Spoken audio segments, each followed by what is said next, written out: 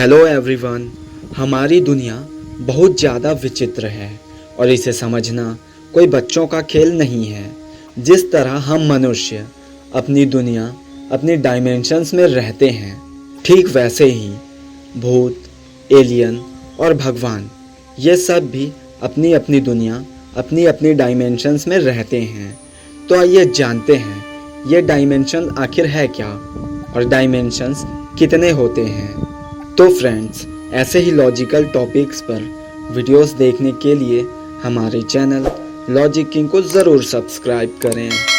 Dimensions यानी आयाम physics में सभी चीज़ों को मापने के लिए एक खास तरह की इकाई का उपयोग किया जाता है। जैसे समय को घंटे में, करंट को एम्पियर में, लंबाई को मीटर में और तापमान को केल्विन में। ठीक वैसे ही ब्रह्मांड में घटित हो रही या घटित हो चुकी घटनाओं को आयाम में मापा जाता है।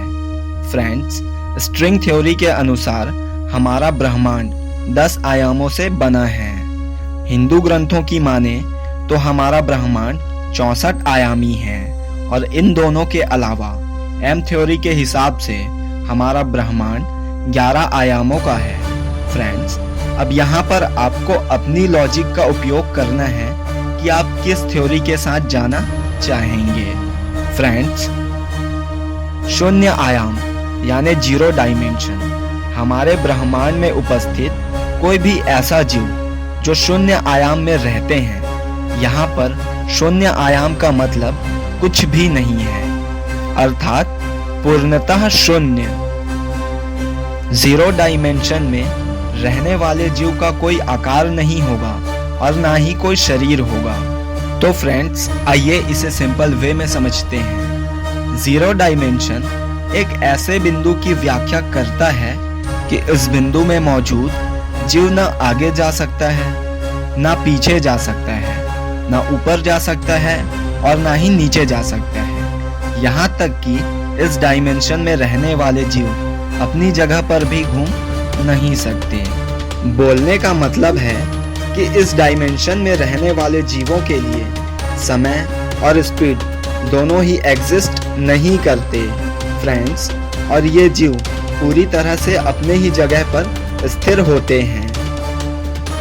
पहला आयाम, फर्स्ट डायमेंशन। कल्पना कीजिए कि शून्य आयाम के दो बिंदु हैं जो कि एक दूसरे से कुछ ही दूरी पर स्थित हैं और अब अगर इन दोनों बिंदुओं को मिला दिया जाए तो इस स्थिति में हम इस आयाम को पहला आयाम कहेंगे, यानी फर्स्ट डायमेंशन कहेंगे। इस आयाम में रहने वाले जीव स्थिर नहीं रहेंगे, बल्कि ये जीव आगे और पीछे की ओर जा सकते हैं। फ्रेंड्स, दूसरा आयाम यानी सेकंड डायमेंशन। इस आयाम में उपस्थित जीव आगे पीछे चलने के साथ साथ दाएं और बाएं भी चल सकते हैं।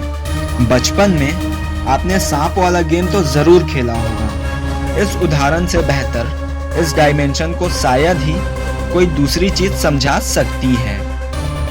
तीसरा आयाम यानी थर्ड डायमेंशन। इस आयाम में रहने वाले जीव आगे पीछे और दाएं बाएं जाने के साथ साथ ऊपर नीचे भी जा सकते हैं और यही हम मनुष्यों का आयाम है जिसमें हम रहते हैं।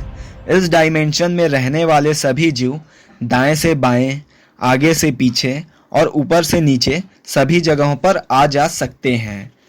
फोर्थ डायमेंशन खुद समय को ही कहा गया है।